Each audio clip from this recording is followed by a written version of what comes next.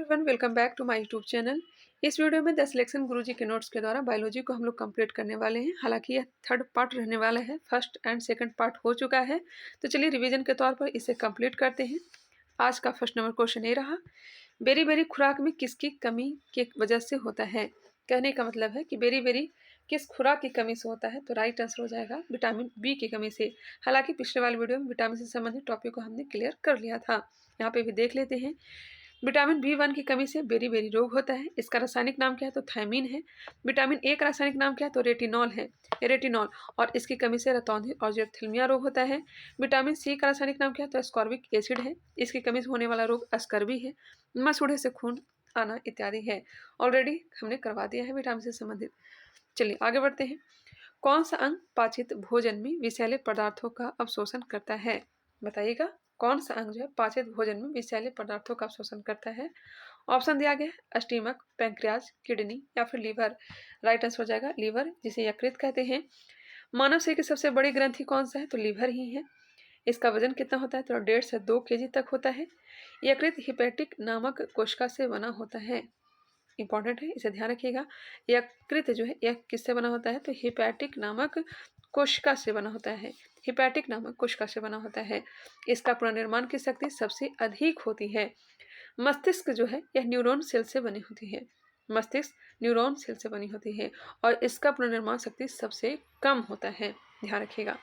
यकृत द्वारा ही पित्त स्रावित होता है। पित्त का स्राव कहाँ से होता है? तो यकृत से होता है। संचय कहाँ होता है? तो पित्ताशय में होता है। यह पित्त आंत में उपस्थित एंजाइमों की क्रिया को तीव्र कर देता है। यकृत प्रोटीन के उपापचय में सक्रिय रूप से भाग लेता है और प्रोटीन विघटन के फलस्वरूप उत्पन्न विषैले अमोनिया को यूरिया में परिवर्तित कर देता है। अमोनिया को यूरिया में परिवर्तित करने का काम कौन करता है? तो यकृत करता है। यकृत प्रोटीन की अधिकतम मात्रा को कार्बोहाइड्रेट में परिवर्तित कर देता है। कार्बोहाइड्रेट उपापचय के अंतर्गत यकृत रक्त के ग्लूकोज वाले भाग को लाइकोजीन में परिवर्तित कर देता है और संचित पोषक तत्व के रूप में यकृत कोशिका में संचित कर लेता है। आगे बढ़ते हैं। ग्लूकोज की आवश्यकता होने पर यकृत संचित ग्लाइकोजीन को खंडित कर ग्लूकोज में परिवर्तित कर देता है। इस प्रकार यह रक्त में ग्लूकोज की मात्रा को नियमित बनाए रखता है। नेक्स्ट है, भोजन में वसा की कमी होने पर यकृत कार्बोहाइड्रेट के कुछ भाग को वसा में भी परिवर्तित कर देता है। नेक्स्ट है, फाइब्रिनोजन नामक प्रोटीन का उत्पादन यकृत से ही होता है, जो रक्त के थक्का बनाने में मदद करता है। ये सारे के सारे टॉपिक जो है इंपॉर्टेंट ही हैं, इसे आप लोग ध्यान रखते चलिएगा। नेक्स्ट है हिपेरिन। हिपेरिन नामक प्रोटीन का उत्पादन यकृत के द्वारा ही होता है, जो शरीर के अंदर रक्त को जमने से रोकता है। यकृत थोड़ी मात्रा में लोहा, तांबा और विटामिन को संचित करके रखता है। लीवर शरीर के ताप को बनाने में मदद करता है। शरीर को ताप के नियंत्रण में भी करता है। लीवर जो है, यकृत जो है। भोजन में जहर देकर मारे गए व्यक्ति के मृत्यु के कारणों की जांच में भी यकृत की जांच की जाती है। मृत आरबीसी का लीवर द्वारा ही नष्ट किया जाता है। एक बार फिर से आप लोग देख लेंगे, ठीक है। सारे यकृत से संबंधित दिए गए थे। नेक्स्ट है, पेस मेकर संबंधित है। आसान प्रश्न। पेस मेकर किससे संबंधित है? तो राइट आंसर हो जाएगा हृदय से। हृदय से। हृदय जो है शरीर का सबसे व्यस्त अंग होता है। इसका प्रमुख कार्य रक्त का शुद्धिकरण करना होता है, प्यूरिफिकेशन ऑफ ब्लड। यह हृदयावरण नामक थैली में सुरक्षित रहता है। कहाँ सुरक्षित रहता है? पेरिकार्डियम में सुरक्षित रहता है। इसका भार लगभग 300 ग्राम होता है। रक्त परिसंचरण तंत्र की खोज किसने की थी? तो रक्त परिसंचरण की खोज विलियम हार्वे ने की थी। कब की थी जी? तो 1628 ईस्वी में। कब की थी? 1628 ईस्वी में। नेक्स्ट है, परिसंचरण तंत्र सर्कुलेटरी सिस्टम के बारे में दिया गया है। इसके अंतर्गत निम्न 4 भाग हैं। कौन कौन से? तो हृदय है, धमनियां हैं, सिराएं हैं और ब्लड है, ठीक है। मनुष्य का हृदय 4 कोष्ठ का बना होता है। आगे वाले भाग में दायां आलिद एवं बायां आलिद तथा हृदय के पिछले भाग में दायां निलय तथा बायां निलय होता है। पता ही है, इसके बारे में तो ज़्यादा बताने की जरूरत तो है नहीं। इस तरह का होता है। ऊपर वाले भाग को क्या कहते हैं? दायां आलिद, बायां आलिद, और नीचे वाले भाग को दायां निलय और बायां निलय। दायां आलिद एवं दायां निलय के बीच त्रिबली कपाट, जिसे क्या कहते हैं? ट्राइकस्पिड भल्व कहते हैं। बाएं आलिद एवं बाएं निलय के बीच क्या होता है? द्विलीनी कपाट, मतलब बायस्क्विड बल्ब होते हैं।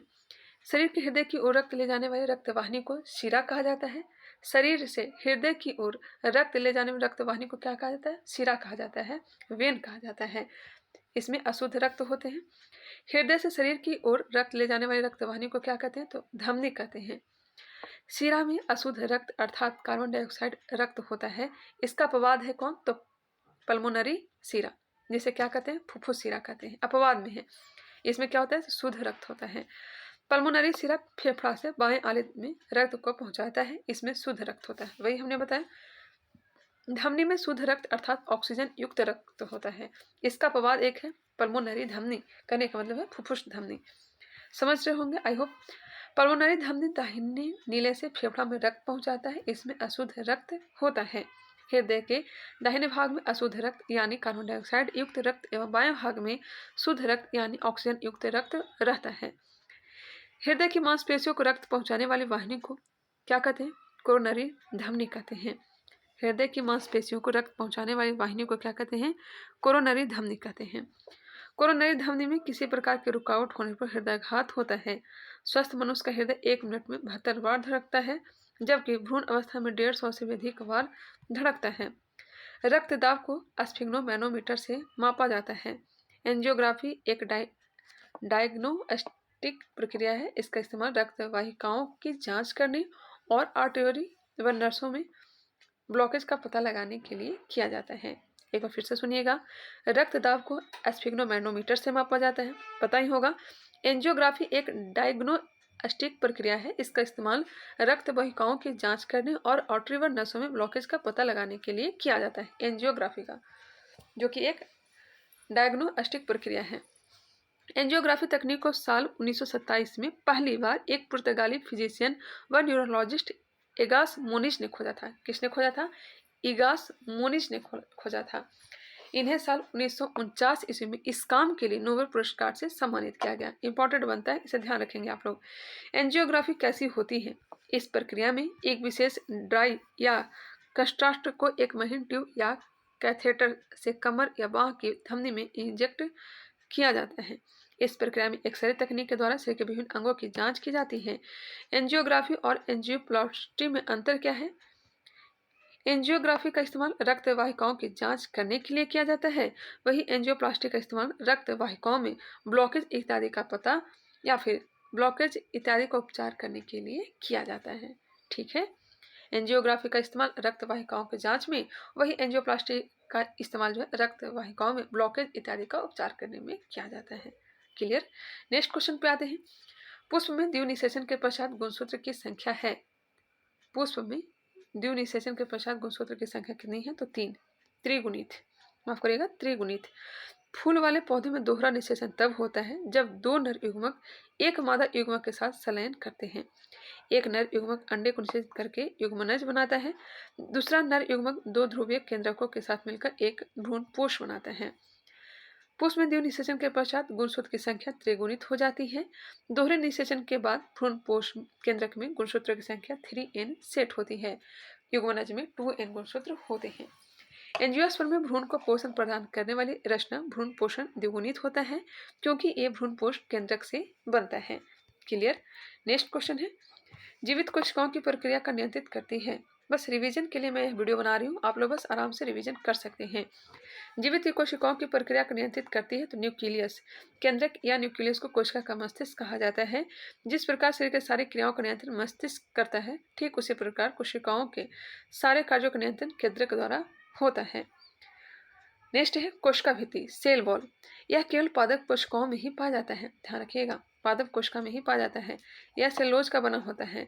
यह कोशिका को निश्चित आकृति एवं आकार बनाए रखने में सहायक होता है। कवक का कोशिका भित्ति काइटिन का एवं जीवाणु का कोशिका भित्ति किसका बना होता है? तो पेंटिडोग्लिकेन का बना होता है, याद रखिएगा। पेंटिडोग्लिकेन का बना होता है किसका? तो जीवाणु का कोशिका भित्ति, वही कवक का कोशिका भित्ति काइटिन का बना होता है। नेक्स्ट है कोशिका झिल्ली, सेल मेम्ब्रेन। इसे प्लाज्मा झिल्ली भी कहा जाता है। इसे प्लाज्मा झिल्ली भी कहा जाता है। यह एक जैविक झिल्ली है जो कोशिका के आंतरिक भाग को बाहरी वातावरण से अलग करती है। कोशिका झिल्ली पौधों और जानवरों सहित सभी कोशिकाओं में पाई जाती है। यह एक लिपिड बाइलेयर से बना होता है जो क्या है? अर्धपारगम्य होता है। कोशिका झिल्ली कोशिका में प्रवेश करने और बाहर निकलने वाले पदार्थ के परिवहन को नियंत्रित करती है। क्लियर। नेक्स्ट है, किस जीव में कसाव पाया जाता है? कसाव किस में पाया जाता है? तो युगलिना में। युगलिना में कसाव पाया जाता है। कसाव मतलब क्या होता है? फ्लेंजिज। फ्लैंजिला जिसे कहते हैं फ्लैंजेज। यूग्लिना में कसाव पाया जाता है। यह तालाबों के स्वच्छ जल में पाया जाता है। यूग्लिना कहाँ पाया जाता है? तालाबों के स्वच्छ जल में पाए जाते हैं। यूग्लिना युक्त तालाब में जल के ऊपर हरे रंग की परत बन जाती है, क्योंकि इन जंतुओं के शरीर में पर्ण हरित पाया जाता है। इसके अग्र सिरे पर कोशिका मुख होता है। कोशिका मुख से एक धागे के समान रचना निकलती है, जिसे क्या कहते हैं? कसाव कहते हैं। क्या कहते हैं? फ्लैंजिला कहते हैं। क्या कहते हैं? फ्लैंजिला कहते हैं। इस तरह से निकला हुआ रहता है। ठीक है, यह जंतु का प्रचलन अंग है। फ्लैंजिला जो है यह क्या है? प्रचलन अंग है। नेक्स्ट क्वेश्चन, रक्त का कौन सा घटक शरीर के अंगों को ऑक्सीजन पहुंचाता है? ऑक्सीजन पहुंचाने का काम करता है आरबीसी। प्राणी कोशिका में कौन सी कोशिकाएं कभी भी नहीं पाई जाती है? प्राणी कोशिका में कौन सा कोशिकांग तो पता ही होगा, सेल भित्ति। कोशिका भित्ति नहीं पाई जाती है, या केवल पादप कोशिकाओं में ही पाई जाती है। कोशिका भित्ति मुख्यतः सेलुलोज का ही बना होता है। इसका कार्य क्या है? तो कोशिका को निश्चित आकृति प्रदान करना, कोशिकाओं को सुरक्षा प्रदान करना। नेक्स्ट है गोल्जी बॉडी। गोल्जी बॉडी जिसे गोल्जी काय कहते हैं। गोल्जी काय कोश कोशिका के अणुओं का यातायात प्रबंधक भी कहा जाता है। इसकी खोज कैमिलो गोल्जी ने किया था। क्वेश्चन पूछा जा सकता है, गोल्जी बॉडी की खोज किसने किया था? तो कैमिलो गोल्जी ने। इसे यातायात प्रबंधक कहा जाता है। नेक्स्ट क्वेश्चन है, बोटनी से संबंधित है। मूल द्वारा वनस्पति प्रबंधन इसमें होता है। मूल द्वारा मतलब जड़ के द्वारा। तो राइट आंसर हो जाएगा sweet potato. Sweet potato. Sweet potato को शकरकंद भी कहा जाता है। वनस्पति प्रबंधन किसे कहेंगे? पौधों में होने वाला अलैंगिक प्रजनन का एक रूप है। वनस्पति प्रबंधन जो है यह पौधों में होने वाला अलैंगिक प्रजनन का एक रूप है। इसमें एक नया पौधा मूल पौधे के टुकड़े से या किसी विशेष प्रजनन संरचना से बढ़ता है। वनस्पति प्रबंधन की विधियां क्या क्या हैं? तो कलम लगाना, दूसरा है कटिंग, तीसरा है दाब लगाना, कलिकायन, रोपण, यह सब वनस्पति प्रबंधन की विधि है। वनस्पति प्रबंधन में जड़ों, तनों, पत्तियों और कलियों से नए पौधे पैदा किए जाते हैं, जैसे कि शकरकंद एवं गुलाब। आलू जो है, आलू यह किस कुल का पौधा है? तो आलू जो है सोलेनेसी कुल का पौधा है। आलू भूमिगत तना है। एक प्रकंद पौधे का एक भूमिगत हिस्सा है जो क्षैतिज रूप से फैलता है। नेक्स्ट है, री एग्जाम में पूछे गए क्वेश्चन हमने कंप्लीट अभी करवाया। अब हम लोग मेंस एग्जाम में पूछे गए क्वेश्चन को देखने वाले हैं। जीव विज्ञान के पिता कौन कहलाते हैं? अरस्तु कहलाते हैं, कोई डाउट नहीं। अरस्तु को ही जंतु विज्ञान का पिता भी कहा जाता है। जीव विज्ञान साथ जंतु विज्ञान। अरस्तु ने हिस्टोरिया एनिमेलियम नामक पुस्तक लिखा। हिस्टोरिया एनिमेलियम पुस्तक किसकी? तो अरस्तु का है। बायोलॉजी शब्द का प्रयोग सर्वप्रथम लैमार्क और ट्रेविरेनस नामक वैज्ञानिकों द्वारा किया गया था। बायोलॉजी शब्द का प्रयोग किसने किया था? तो लैमार्क और ट्रेविरेनस के द्वारा। वनस्पति विज्ञान के जनक किसे कहा जाता है? तो थियोफ्रेस्टस को कहा जाता है। थियोफ्रेस्टस ने हिस्टोरिया प्लेटिनम नामक पुस्तक लिखा। हिपोक्रेटस को चिकित्सा विज्ञान का जनक कहा जाता है। मोस्ट इंपॉर्टेंट, तीनों को ध्यान रखिएगा। हिस्टोरिया प्लेटिनम किसका है? तो थियोफ्रेस्टस को है, जो कि वनस्पति विज्ञान के जनक हैं। हिपोक्रेटस को चिकित्सा विज्ञान का जनक कहा जाता है। नेक्स्ट है, पाचन तंत्र का कौन सा भाग HCl स्रावित करता है? बताएंगे। पाचन तंत्र का कौन सा भाग HCl स्रावित करता है? आसान है, अग्नाशय हो जाएगा। अग्नाशय, माफ करिएगा, अमाशय। अग्नाशय अमाशय में कंफ्यूज हो गया, अमाशय होगा। पाचन तंत्र के अमाशय से ही क्या निकलता है? हाइड्रोक्लोरिक अम्ल स्रावित होता है। इस टॉपिक के ऊपर चर्चा हो चुका है। टाइफाइड फैलता है। टाइफाइड जो है पानी खाद्य पदार्थ से, दूषित खाद्य पदार्थ से ही फैलता है। टाइफाइड जिसे मियादी बुखार कहा जाता है, दूषित पानी खाद्य पदार्थ से यह फैलता है। टाइफाइड साल्मोनेला टाइफी नामक जीवाणु से होता है। इसे आंत का बुखार या आंत ज्वर के नाम से भी जाना जाता है। यह रोग पानी की गंदगी से फैलता है। गंदे पानी से होने वाला अन्य रोग है टाइफाइड, हैजा, जॉन्डिस जिसे पीलिया रोग कहते हैं। टाइफाइड रोगी को अस्क्लोरोमाइसिटिन औषधि दिया जाता है। इसे याद रखिएगा। टाइफाइड रोगी को कौन सा औषधि दिया जाता है? तो अस्क्लोरोमाइसिटिन। टिटेनस जो है क्लॉस्ट्रिडियम टिटेनिस होता है। छूने से या संपर्क से जो रोग फैलता है उसे संक्रामक बीमारी कहा जाता है। नेक्स्ट क्वेश्चन, फेफड़ों का सफेद कैंसर किसके कारण होता है? फेफड़ों का सफेद कैंसर किसके कारण होता है? तो asbestos. Right answer option number A हो जाएंगे। फेफड़ा का सफेद कैंसर एस्बेस्टस के कारण होता है। फेफड़ा का सफेद कैंसर जो है एस्बेस्टस के कारण होता है। एस्बेस्टस कई प्रकार के खनिज सिलिकेटों के समूह को कहते हैं, जो रेशेदार तथा अदहनीय होते हैं। इसके रेशे चमकदार होते हैं। उसमें उद्योग में काम करने वाले मजदूरों द्वारा एस्बेस्टस का वस्त्र पहना जाता है। कैंसर को कर्क रोग भी कहा जाता है। यह तंबाकू के सेवन करने से कैंसर हो सकता है। इनमें से कौन सा एक कूट फल है, बताइएगा। इसमें से कौन सा कूट फल है, पोम, सिपसेला, ड्रप या फिर पिप्पो। इसका राइट आंसर हो जाएगा ऑप्शन नंबर बी, ड्रप। कौन सा एक कूट फल है, तो ड्रप। कूट फल किसे कहेंगे, फॉल्स फ्रूट किसे कहेंगे। यह वह फल होता है जिसका विकास जो है अंडाशय से न होकर के पुष्प के अन्य किसी भी भाग से हो जाता है। कूट फल को झूठा फल या छदम फल भी कहा जाता है। ऐसे फलों के उदाहरण है स्ट्रॉबेरी, अनानास, सहतूत, सेब, नाशपाती, काजू आदि। नेक्स्ट है सत्य फल, ट्रू फ्रूट किसे कहेंगे। पूर्ण रूप से अंडाशय से निर्मित होने वाले फल को वास्तविक फल कहा जाता है। सत्य फलों को युकार्प के नाम से भी जाना जाता है। फल भित्ति सत्य फल की बाहरी खाद्य परत है। सत्य फलों में बीज होते हैं, जैसे कि नारियल, आम, कीवी, प्लम, तरबूज, संतरा, अंगूर आदि। नेक्स्ट है कीटभक्षी पादप का उदाहरण है। कीटभक्षी पादप का उदाहरण नेप्थनीज है। नेप्थीज।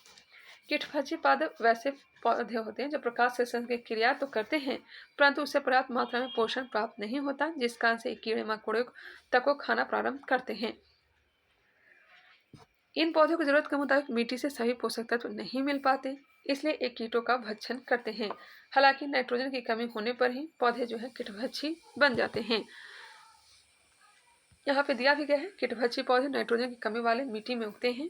ये विभिन्न कीटों से नाइट्रोजन प्राप्त करते हैं। कीटभक्षी पौधे मुख्य रूप से शाक होते हैं और दलदली या अधिक नम जगहों में उगते हैं। इस नाम को याद रखिएगा, जो भी कीटभक्षी पौधे हैं, चाहे वो पीचर प्लांट हो, ड्रोसेरा या सैंड्यूज हो, डायोनिया हो, सेरोसेनिया हो, यूट्रिकुलेरिया, कोबरा लिली, वीनस, उड़द, तस्तरी, घटपर्णी, वीनस फ्लाई ट्रैप, यह सभी के सभी कीटपक्षी पौधे हैं और इसे आप लोग नाम को याद रखिएगा। पीचर प्लांट, ड्रोसेरा या sundews, dionaea, sarracenia, utricularia, cobra lily, Venus, उड़द, तस्तरी, घटपर्णी और वीनस फ्लाई ट्रैप, जिसे घटपर्णी को निप्थनेज कहते हैं। नेक्स्ट है पादपों में प्रकाश संश्लेषण की दर लाल रंग के प्रकाश में सर्वाधिक होता है, उसके बाद बैगनी रंग में होता है, जबकि हरा रंग में नहीं के बराबर होता है, या फिर कर सकते हैं न्यूनतम होता है। पादप के सभी भाग जैसे मूल, तना, पत्ती श्वसन करते हैं। नेक्स्ट है पशुओं की रेड सिंधी नस्लें इनमें से किस से संबंधित है, किस पशु से संबंधित है। रेड सिंधी यह गाय से संबंधित है। रेड सिंधी नस्ल गाय से संबंधित है। रेड सिंधी नस्ल की गाय मुख्यतः पाकिस्तान के कराची में और हैदराबाद में पाई जाती है। गायों की सबसे भारी नस्ल कांकरेज है। भारत की बात हो रही है। होल्स्टीन फ्रीजियन गाय विश्व में सबसे ज़्यादा दूध उत्पादन करती है। कौन सी गाय, होल्स्टीन फ्रीजियन गाय। विदेशी नस्ल की गाय जर्सिंध भारतीय जलवायु के प्रति सबसे उपयुक्त मान जाती है। नेक्स्ट है गनरसी गाय के दूध में 5.0% तक वर्षा पाई जाती है। जर्सी होना चाहिए था। सबसे ज़्यादा वसा भैंस के दूध में पाया जाता है। कितना पाया जाता है, तो 7 से 8% पाया जाता है। साहिवाल गाय की नस्ल है, जबकि मुर्रा भैंस की नस्ल है। साहिवाल किसका है, तो यह गाय की नस्ल है। मुर्रा किसकी, तो भैंस की नस्ल है। नेक्स्ट क्वेश्चन, निम्नलिखित में स्वच्छ जल की मछलियाँ कौन सी हैं। स्वच्छ जल की मछलियाँ कौन सी हैं। राइट आंसर हो जाएगा रोहू और कतला, ए और बी। रोहू और कतला जो है स्वच्छ जल की मछलियाँ हैं। स्वच्छ जल में रोहू और कतला मछलियाँ पाई जाती है। स्वच्छ जल में पाए जाने वाला प्रमुख मछली का नाम दिया गया है catla, rohu, mrigal, common carp, tilapia, घास carp, common carp, Amur carp, sardine, mackerel, pomfret मत्स्य वर्ग के अंतर्गत मछलियाँ आती हैं। नेक्स्ट है एलवनीय, यह लवणीय माफ करिएगा, एलवनीय और मृदु जल दोनों में पाई जाती हैं। ये सभी अनियतापी जंतु हैं। मछली वर्ग के हृदय में 2 कोष्ठक होते हैं। जैसे हम लोग में 4 कोष्ठ होते हैं, उसी तरह से मछली के हृदय में 2 कोष्ठ होते हैं। इस वर्ग के जीव में श्वसन क्लोम या गिल्स द्वारा होता है। मछलियां गिल्स द्वारा सांस लेती है, जबकि मानव फेफड़े के द्वारा सांस लेती है। वही मेढक जो है त्वचा द्वारा सांस लेता है। मत्स्य वर्ग में शार्क, टॉर्पीडो, भेटकी, हिप्पोकैम्प्स, मांगुर, शिंग इत्यादि आता है। कोल्ड ब्लडेड एनिमल्स, जिसे ठंडे खून वाले जीव या भी तापी जीव कहते हैं, ये जीव अपने शरीर का तापमान बनाए नहीं रख पाते। इनका आंतरिक तापमान वातावरण में परिवर्तन के साथ बदलता रहता है। कठोर गर्मी या सर्दी के दौरान उन्हें शिथिलता या शीत निद्रा से गुजरना पड़ता है। सभी सरीसृप और उभयचर ठंडे खून वाले जीव हैं, चाहे वो सरीसृप हो या फिर उभयचर। ये दोनों के दोनों ठंडे खून वाले जीव हैं, जिसका एग्जाम्पल कीड़े मकोड़े, मछली, उभयचर और सरीसृप दिए गए हैं। नेक्स्ट है गर्म रक्त वाले जीव, जिसे समतापीय जीव या फिर वार्म ब्लडेड एनिमल्स कहा जाता है। ये जीव अपने शरीर के तापमान को बनाए रख सकते हैं। इनका आंतरिक तापमान पर्यावरण परिवर्तन के साथ नहीं बदलता है। ये कठोर गर्मी या सर्दी के दौरान स्थिरता या शीत निद्रा से नहीं गुजरते हैं, जैसे कि कुत्ता हो गया, मनुष्य हो गया, कबूतर हो गया। सभी स्तनधारी और पक्षी वर्ग जो है ये गर्म रक्त वाले जीव हैं। क्लियर। नेक्स्ट है 26/8/2018 में पूछे गए बिहार पुलिस आशु सहायक अवर निरीक्षक प्रारंभिक परीक्षा। फर्स्ट नंबर क्वेश्चन, कौन सा अम्ल हमारे शरीर में पाचन क्रिया में सहायक है? तो हाइड्रोक्लोरिक अम्ल है। हाइड्रोक्लोरिक अम्ल जो कि हमारे अमाशय से स्रावित होती है। हालांकि हाइड्रोक्लोरिक अम्ल भोजन को पचाती नहीं है, बल्कि एंजाइम को सक्रिय कर देती है एवं एंजाइम की क्रिया को तीव्र कर देती है और एंजाइम भोजन को पचाती है। अमाशय के ऑक्स्टिक कोशिकाओं से हाइड्रोक्लोरिक अम्ल निकलता है। जठर ग्रंथि से ही हाइड्रोक्लोरिक अम्ल निकलता है। हाइड्रोक्लोरिक अम्ल भोजन के साथ आए हुए जीवाणुओं को नष्ट कर देता है। हाइड्रोक्लोरिक अम्ल भोजन को अम्लीय बना देता है। ज़्यादा मात्रा में मसालेदार भोजन करने से हाइड्रोक्लोरिक अम्ल का स्रवन ज़्यादा होता है, जिससे अनपच की समस्या उत्पन्न हो जाती है। नेक्स्ट है पित्तरस। पित्तरस पित्त भोजन के माध्यम को क्षारीय कर देता है। पित्त जो है भोजन के माध्यम को क्या करता है? क्षारीय कर देता है। पित्त का स्राव कहाँ से होता है? तो यकृत से होता है। पित्त वसा का पाशीकरण करता है। पित्तैसा का आकार नाशपाती के आकार का होता है। किस आकार का होता है? तो होता है नाशपाती के आकार का। किस आकार का? तो नाशपाती के आकार का होता है। नेक्स्ट है मानव के पाचन तंत्र में पाचन की प्रक्रिया कहाँ से प्रारंभ होती है? आसान क्वेश्चन है। क्या प्रारंभ होती है? मुख्य गुहा से। मानव के पाचन तंत्र में पाचन की प्रक्रिया मुख्य गुहिका से प्रारंभ होती है। भोजन में या तो कार्बोहाइड्रेट या प्रोटीन या वसा लिया जाता है। कार्बोहाइड्रेट का पाचन मुख से ही आरंभ हो जाता है, इसलिए तुरंत एनर्जी के लिए एथलीट को, खिलाड़ी को कार्बोहाइड्रेट ही दिया जाता है। प्रोटीन का पाचन पेट में शुरू होता है। वसा का पाचन सबसे अंतिम में होता है। वसा का पाचन पेट में शुरू होता है। छोटी आंत में पाचन की क्रिया पूर्ण होती है। पूर्ण पाचक रस का स्रवण कहाँ से होता है? तो अग्नाशय से होता है। पूर्ण पाचक रस का स्रवण कहाँ से होता है? तो अग्नाशय से। पाचन तंत्र की संपूर्ण प्रक्रिया 5 अवस्थाओं से गुजरता है। पहला है अंतर्ग्रहण, दूसरा है पाचन, तीसरा है अवशोषण, चौथा स्वांगीकरण और पांचवा है मल परित्याग। अंतर्ग्रहण मतलब भोजन का ग्रहण करना, पाचन मतलब भोजन का टूटना, स्वांगीकरण मतलब अवशोषित भोजन का शरीर के उपयोग में लाया जाना, मल परित्याग तो जानती हैं। नेक्स्ट है अमाशय में पेरिटल कोशिकाओं से जठर रस निकलता है। अमाशय में पेरिटल कोशिकाओं से ही गैस्ट्रिक जूस निकलती है। नेक्स्ट है कार्बन मोनोऑक्साइड विषाक्त निम्नलिखित में से किसको मुख्यतः प्रभावित करता है? कार्बन मोनोऑक्साइड विषाक्त निम्नलिखित किसको मुख्यतः प्रभावित करता है? तो राइट आंसर हो जाएगा रक्त की ऑक्सीजन को वहन करने की क्षमता। कार्बन मोनोऑक्साइड रक्त में सर्वाधिक घुलनशील गैस है। कार्बन मोनोऑक्साइड जो है रक्त में सर्वाधिक घुलनशील गैस है। यह रक्त में ऑक्सीजन की मात्रा को कम कर देता है। CO गैस मतलब कार्बन मोनोऑक्साइड जो है गैस मानव रक्त के हीमोग्लोबिन के साथ मिलकर कार्बोक्सी हीमोग्लोबिन नामक एक लाल पदार्थ बनाता है, जिससे रक्त में ऑक्सीजन ग्रहण करने की क्षमता समाप्त हो जाती है। इससे मनुष्य की श्वास क्रिया रुकने से मृत्यु हो जाती है। ईंधन के अपूर्ण दहन से कार्बन मोनोऑक्साइड गैस निकलता है, जबकि पूर्ण दहन से कार्बन डाइऑक्साइड गैस निकलता है। मोस्ट इंपॉर्टेंट है, अगर ईंधन अपूर्ण रूप से जलता है तो कार्बन मोनोऑक्साइड का स्राव होगा, वही पूर्ण रूप से अगर दहन होगा तो कार्बन डाइऑक्साइड गैस निकलेगा। कार्बन मोनोऑक्साइड का अणुसूत्र क्या होता है? तो CO होता है। CO का अनुभार कितना होता है? तो 18 होता है। इसकी प्रकृति कैसी होती है? तो उदासीन होती है। कार्बन मोनोऑक्साइड वायु का प्रदूषक होता है, जबकि कार्बन डाइऑक्साइड को वायु प्रदूषण नहीं माना जाता है। कार्बन मोनोऑक्साइड ऑक्सीजन की तुलना में कार्बन डाइऑक्साइड से 300 गुना ज्यादा तीव्रता से अभिक्रिया करता है।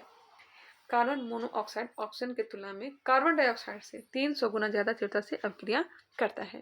नेक्स्ट है ओमेगा 3 एक वर्ग है। ओमेगा 3 यह वसीय अम्ल है। ओमेगा 3 एक वसीय अम्ल है। यह हृदय के लिए अच्छा होता है। ओमेगा 3 वसीय अम्ल 3 अनिवार्य वसीय अम्लों का स्राव होता है, माफ करेगा स्रोत होता है। ओमेगा 3 जो है वसीय अम्ल 3 अनिवार्य वसीय अम्लों का स्रोत होता है। पहला अल्फा लिनोलिक अम्ल, अल्फा लिनोलिक अम्ल, दूसरा है इकोसाइपेंटोनोइक अम्ल एवं तीसरा है डेकोसा हेक्सेनोइक अम्ल। एक बार फिर से सुनिएगा, ओमेगा 3 वसीय अम्ल 3 अनिवार्य वसीय अम्लों का स्रोत है। एक है अल्फा लिनोलिक अम्ल, दूसरा है इकोसापेंटानोइकम और तीसरा है डोकोसा हेक्सेनोइकम। ओमेगा 3 रोग प्रतिरोधक क्षमता को बढ़ाता है। वसा अम्ल दो प्रकार के होते हैं, संतृप्त एवं असंतृप्त। असंतृप्त वसा अम्ल मछली के तेल और वनस्पति तेलों में मिलता है। वसा ग्लिसरॉल एवं वसा अम्ल का एक एस्टर होता है। नेक्स्ट क्वेश्चन, निम्नलिखित में से किस विटामिन की कमी से रिकेटस नामक बीमारी हो जाता है? रिकेटस होता है विटामिन डी की कमी से। विटामिन डी की कमी से। एड्स निम्नलिखित कारणों में से किसके द्वारा होता है? तो एड्स जो है यह विषाणु के द्वारा होता है। थोड़ा फास्ट ही करेंगे क्योंकि हम लोग रिवीजन कर रहे हैं।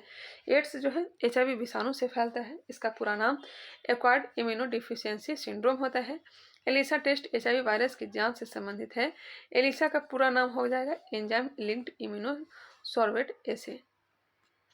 नेक्स्ट है EEG, जिसका पूरा नाम इलेक्ट्रोएन्सेफेलोग्राम है।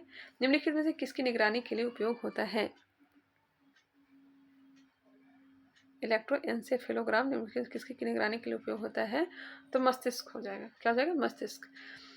इलेक्ट्रोएन्सेफेलोग्राम का प्रयोग मस्तिष्क निगरानी के लिए उपयोग होता है। ECG इलेक्ट्रोकार्डियोग्राम है, जो हृदय की इलेक्ट्रिकल गतिविधि की माप करता है। MRI का पूरा नाम क्या है? तो MRI का पूरा नाम है मैग्नेटिक रेसोनेंस इमेजिंग। यह चिकित्सा इमेजिंग परीक्षण है जो आंतरिक शरीर संरचनाओं की विशिष्ट छवियां तैयार करता है। MRI स्कैनर चित्र बनाने के लिए एक बड़े चुंबक और रेडियो तरंगों का उपयोग करते हैं। MRI एक्सरे का उपयोग नहीं करते हैं। MRI स्कैन का उपयोग शरीर के किसी भी हिस्से की जांच के लिए किया जा सकता है। नेक्स्ट है मानव शरीर में होता है। मानव शरीर में कितना % पानी होता है? तो लगभग 70% पानी होता है। लगभग 70% पानी होता है। जल हमारे शरीर का प्रमुख अवयव है। शरीर में होने वाली अधिकतर जैव रासायनिक अभिक्रियाएं जलीय माध्यम में उत्पन्न होती है। जल हमारे शरीर के ताप को नियंत्रित करती है। जल शरीर के अवशिष्ट पदार्थों को सृजन का महत्वपूर्ण माध्यम है। जल में घुलनशील विटामिन बी है एवं विटामिन सी है। जल में अघुलनशील विटामिन कौन सा है? तो जल में अघुलनशील विटामिन एवं वसा में घुलनशील vitamin A, D, E, K है। जल में अघुलनशील है, वही वसा में यह घुलनशील विटामिन है। Vitamin A, vitamin D, vitamin E और विटामिन K। कोशिका का शक्ति स्रोत होता है। कोशिका का शक्ति स्रोत होता है माइटोकॉन्ड्रिया। कोशिका का शक्ति का स्रोत माइटोकॉन्ड्रिया होता है। माइटोकॉन्ड्रिया की खोज अल्टमैन ने किया। यह कोशिका का श्वसन स्थल है। माइटोकॉन्ड्रिया को power house of the cell, कोशिका का ऊर्जा घर कहा जाता है। आसान है, ये पता भी होगा आप लोगों को। DNA केंद्र के अलावा माइटोकॉन्ड्रिया एवं हरित लवक में पाया जाता है। राइबोसोम को प्रोटीन की फैक्ट्री भी कहा जाता है। गोल्गी इकाई को कोशिकाओं के अणुओं का यातायात प्रबंधक कहते हैं। लाइसोसोम की खोज डुबे ने किया था। इसे आत्महत्या की थैली भी कहते हैं। ठीक है, और यह क्वेश्चन पूछा गया है लाइसोसोम की खोज किसने किया था। नेक्स्ट है, किस रंग द्रव्य के उपस्थिति के कारण पौधे का रंग हरा होता है? तो जानते होंगे क्लोरोफिल के कारण। क्लोरोफिल रंग द्रव्य के उपस्थिति के कारण पौधे का रंग हरा होता है। क्लोरोफिल पत्तियों में हरे रंग का वर्णक होता है। क्लोरोफिल के केंद्र में मैग्नीशियम धातु होता है। प्रकाश संश्लेषण क्लोरोफिल की उपस्थिति में ही संपन्न होता है। प्रकाश संश्लेषण की दर लाल में सर्वाधिक और हरे रंग में सबसे कम होता है। पत्तियों को पौधे का रसोई घर कहा जाता है क्योंकि यहीं पर मुख्य रूप से प्रकाश संश्लेषण संपन्न होता है। क्लोरोफिल के 4 घटक हैं, क्लोरोफिल A, क्लोरोफिल B, तीसरा है कैरोटीना और चौथा है xanthophyll. Chlorophyll A, chlorophyll B, कैरोटीना तथा जेंथोफिल। नेक्स्ट क्वेश्चन है, शरीर का तापक्रम नियंत्रित होता है। शरीर का तापक्रम हाइपोथैलेमस यह अंतःस्रावी ग्रंथियों से स्रावित होने वाला हार्मोन का नियंत्रण करता है। पोस्टीरियर पिट्यूटरी ग्रंथि से स्रावित होने वाले हार्मोन इससे स्रावित होता है। या भूख, प्यास, ताप नियंत्रण, प्यार, घृणा आदि के केंद्र होते हैं। रक्तदाब, जल के उपापचय, पसीना, गुस्सा, खुशी आदि इसी के नियंत्रण में है। सेरेबेलम, तो सेरेबेलम जो है शरीर का संतुलन बनाए रखता है एवं ऐच्छिक पेशियों के संतुलन पर नियंत्रण करता है। सेरिब्रम क्या है? तो यह मस्तिष्क का सबसे विकसित भाग है। यह बुद्धिमत्ता, स्मृति, इच्छा शक्ति, ऐच्छिक गतियों, ज्ञानवान एवं चिंतन का केंद्र है। तो ये रहा 2018 से पूछे गए प्रश्न, 2018 में पूछे गए प्रश्न। आगे हम लोग देखेंगे नेक्स्ट वीडियो में 2019 से पूछे गए प्रश्न। तो चलिए मिलते हैं नेक्स्ट वीडियो में। वीडियो कैसा लगा कमेंट करके बताइएगा। बाकी लाइक करना हो तो लाइक कर लीजिएगा। अभी तक हमारे चैनल को सब्सक्राइब नहीं किए हैं तो सब्सक्राइब कर लीजिए, बेल आइकन को क्लिक कर लीजिए। और हाँ, और भी वीडियो हमने अपलोड किया है और भी सब्जेक्ट का, तो प्लेलिस्ट में जाकर आप लोग चेक कर सकते हैं, वहाँ से भी आप लोग देख सकते हैं और रिविजन कर सकते हैं। तो चलिए मिलते हैं नेक्स्ट वीडियो में, तब तक के लिए आप लोग को धन्यवाद।